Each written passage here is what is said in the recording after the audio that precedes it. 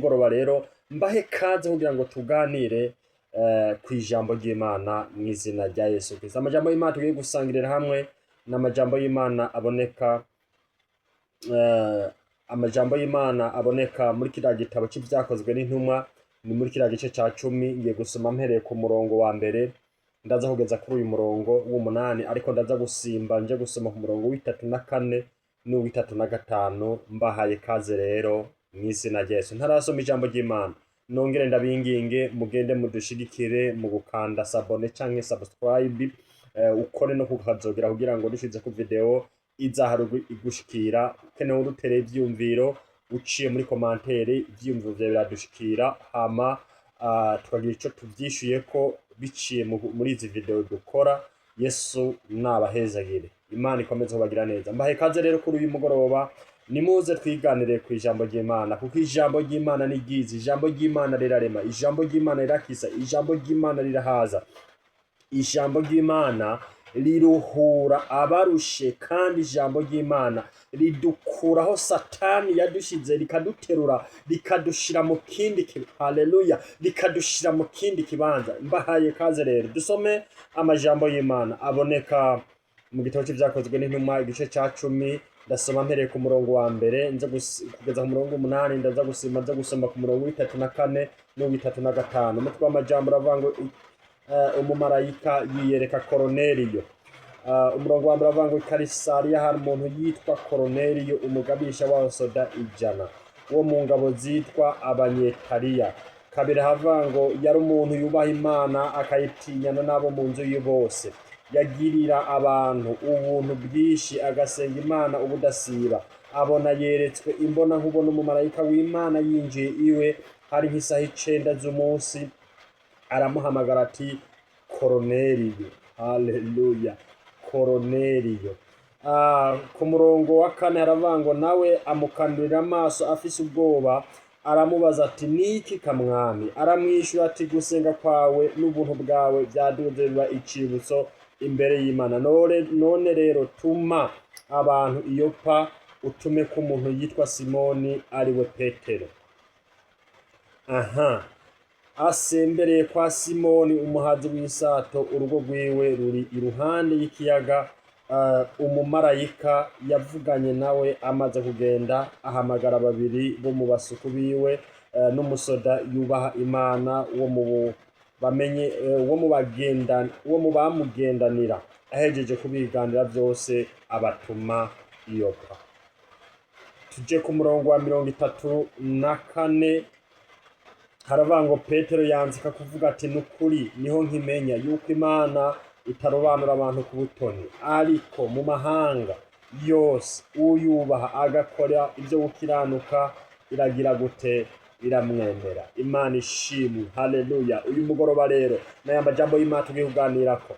Imana idufashe cyane. Uyu mugoroba ndakuzanira ijambo rikubwira ngo nawe Imana iguhamagare mu izina. Nimba warasenze, birashoboka warasenze igihe kirekire, warasenze ibihe byinshi, warasenze imyaka myinshi, warasenze imisi myinshi, amezi menshi, imyaka myinshi, ariko nta bisubizo urabona. Ariko ntibisigura ko Imana itumva gusenga kwawe, ntibisigura ko Imana itumva isengesho ryawe nimba uri kurasenga mu kuri no mu mpwemu, kuko ni ijambo ry'Imana ritubwira ngo Imana ni mpwemu kandi ishaka abayisenga mu kuri no mu mpwemu. Nimba Imana rero uri kurayisenga, haleluya, nimba Imana uri kurayisenga mu kuri no mu mpwemu, isengesho ryawe riraduga rikagera ku Mana. Kubera iki? Birashoboka ukaba uri kuracika intege kubera imyaka usenze, birashoboka ukaba uri kuracika intege kubera ibihe usenze, birashoboka ukaba wumva isengesho ryawe ataho ryashitse kubera wama muri bya bihe, ibigeragezo biguma biza, intambara ziguma ziza, ubona atanyishu, ubona atabisubizo.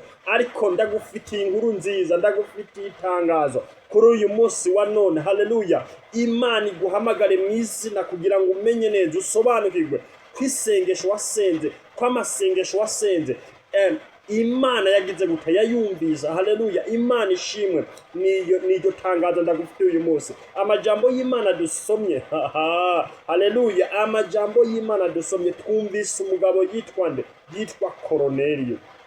Haleluya. Uyu mugabo yitwa Koneliyo, Bibiliya itubwiye ngo yari umugabisha w'abasirikari 100. Mu yandi majambo yari umutegetsi. Ibaza umusirikare yari ayoboye abasirikari 100, yari umutegetsi. Ariko ikintu ciza igikuru suko yari ayoboye abasirikari 100. Ikintu ciza twumvisemo nuko yasenga Imana ubudasiba, kandi amara gusenga agatinya Imana akayitinyana nawe mu nzu yiwe bose. Mwene data, iyo dusenga tudatinya Imana ntidutinya no gukora icyaha. Kuri igihe cyose dusenga tukamenya ngo iyo twakoze icyaha Imana iri mu ijuru iratubona, iramanura ibihano kuri twege, ntitwokora icyaha. Ico gihe bidusaba gutinya Imana. Abantu benshi ntibatinya Imana, nico gituma ubona uyu munsi wa none abantu badatinya no gukora ibyaha. Kubera iki? Imana barayimenyereye ntibakitinya, bakora ibyaha ari uko bashatse. Kubera iki? Imana ntibakitinya, baramaze kuyisuzugura, bayifata uko bashaka. Imana benshi babona ko ari muvyara wabo, ariko reka ndakubwira, igihe cyose tudatinya Imana dukora ibyaha uko dushatse. Ariko ijambo ry'Imana ryatubwiye ngo yari umuntu yubaha Imana akayitinyana nabo mu nzu yiwe bose, kandi kigeretse ngo yagirira abantu akabagirira ubuntu bwinshi, ngo agaca asenga Imana ubudasiba. Haleluya. Mwene data, icambere ugomba gutinya Imana. Menya ko ivyo bamwo vyose Imana ikubona. Usomye Zaburi 139, Dawidi yavuze amajambo akomeye, aravuga ngo mbega mpemu wawe no muhungirahe, noja mu nda y'isi aho wohafatira, noja ikuzimu bwina mu mazi aho naho urahari, no kwinyegeza umwiza. Ariko Dawidi aravuga ngo umwiza kuri wewe ni nk'umuco. Haleluya. Rero ntaho no kwinyegeza mpemu wawe. Mwene data, mu gihe tutamenye ko ivyo tubamwo vyose Imana itubona, biratugora gusenga, biratugora kubana n'Imana neza. Tubanze tumenye ngo ivyo mbamwo vyose, ivyo nkora vyose Imana irambona. Hama dutinye Imana, hama dusenga Imana ubudasiba. Nitwamara gusenga tubitoza abana bacu, tubitoza imiryango yacu, dusenga Imana ubudasiba, hanyuma uzurabe birashoboka nibyo warasenze pe. Amen. Kandi ibi ndiko ndavuga ukaba waravyirinze vyose, ukabutinya Imana, ukabusenga Imana, nta cyaha ufise, mugabo ukabatanya ishuri kurabona, nta bisubizo uri kurabona, nta nyishu nziza uri kurabona. Ariko nshuti yanje, mwene data, ndagufitiye itangazo kuri uyu munsi wa none, ndagufitiye inkuru nziza, ndagufitiye, haleluya, ndagufitiye inkuru z'ijuru zikubwira ngo isengesho wasenze, amasengesho wasenze ibihe byinshi, ibihe birebire, reka ndakubwire ngo Imana irakumva. Uyu munsi wa none rero Imana iguhamagare mu izina. Haleluya. Imana iguhamagare mu izina. Amajambo y'Imana twasomye muri kiriya ahanyene kuri uriya murongo wa 34 n'uwa 35, hari ijambo rikomeye ryavuze ngo Petero yari amaze kugera he? Kwa Koneliyo. Yari amaze gushika kwa Koneliyo. Amaze guhashika, murabizi, usubi inyuma gato kaza gusoma amajambo y'Imana aboneka mu butumwa bwiza bwa Yesu Kristo muri kiriya gitabo ca Yohana igice ca 4, ugasoma uhereye nko kuri uriya murongo wa 15 gutyo kumanuka. Hari amajambo Yesu yaganiriye n'umusamariyakazi, bariko baraganira. Umusamariyakazi avuga ngo mwebwe turanenana, ntivyoshoboka ndaguha ku mazi. Ikiganiro murakizigena musoma ari amajambo aboneka muri kiriya gice ca 4, mushaye muhere ku murongo wa 1 kumanuka. Murabe ikiganiro Yesu yageranye n'umusamariyakazi. Mu yandi majambo baranenana, ntibasangira, bari bazi ko arabapagane. Aha rero nivyo vyashikiye Petero. Usubiye inyuma ukaza gusoma uhereye k'uyu murongo wa kangahe, ugasoma k'uyu murongo w'9, uza gusanga Petero hari ivyo malayika nawe malayika yavuye kwa Koneliyo asimbira kwa Petero aho yarajyamye, nawe amwereka ibindi, ariko aramwereka aba ba Koneliyo. Mugabo ivyari mu mitwe y'abayuda bari bazi ko abangaba bahumanye, yani nta gakiza, nta bukristo. Ariko usomye uhereye kuri umurongo w'9 urumva ivyo malayika yabwiye Petero. Aha rero Petero amaze kugerayo, ivyo yibwira muri we, ivyo yibwira ashitse kwa Koneliyo asanga sivyo. Aca aravuga ngo ndatangaye, niho nkimenya neza ko mu mahanga yose ubaha Imana agakora ivyo gukiranuka, uwo Imana iramwemera. Haleluya. Ndakwipfurije gukiranukira Imana.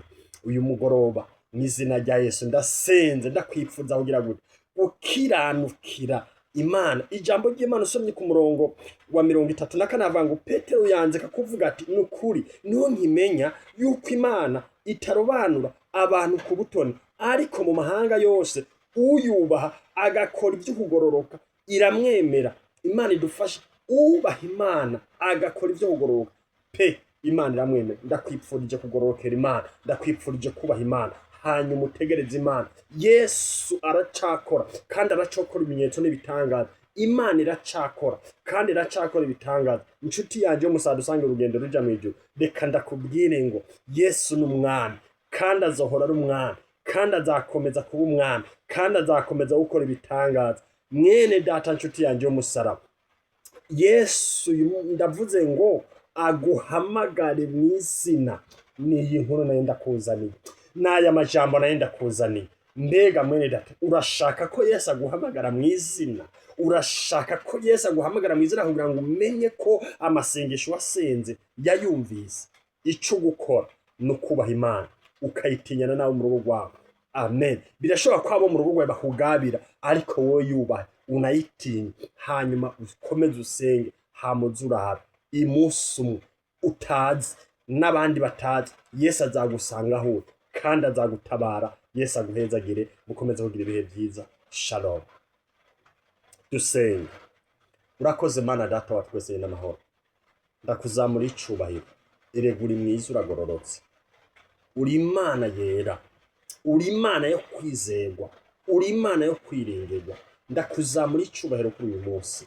Wakoze ko watwemereye ko twongera guca hano kuri no chaîne ya YouTube kugira ngo tuganire ijambo na bene data. Mwami turagushimiye. Rero turasenze kugira ngo iri jambo riherekezwe n'ibimenyetso n'ibitangaza. Harabari bihebye Mwami, harabari ko barabivamo, harabari ko barumva ko wabahebye kubera utabishura, ko atabisubizo babona. Ariko Mwami ijambo yari tubwiye ngo mu mahanga yose ukubaha agakora ibyo kugororoka uramwemera. Rero turagushimiye, komeza ubane natwe Mwami. Ndasengeye buri wese yari yihebye uyu munsi yumva ijwi ryawe, umuganirize, ijwi ryawe rimusange mu izina rya Yesu. Imbaraga zawe zigaragare, ubushobozi bwawe bukomeze kugendagenda kuri buri wese, maze abagwayi bagire neza. Imbaraga zawe zigere kuri buri wese, ibimenyetso n'ibitangaza bikomeze kugaragara kugira ngo nyakubaha Imana abagwayi bakire bice mu izina ry'umwami wacu Yesu Kristo. Amen. Amen. Murakoze naho butaha.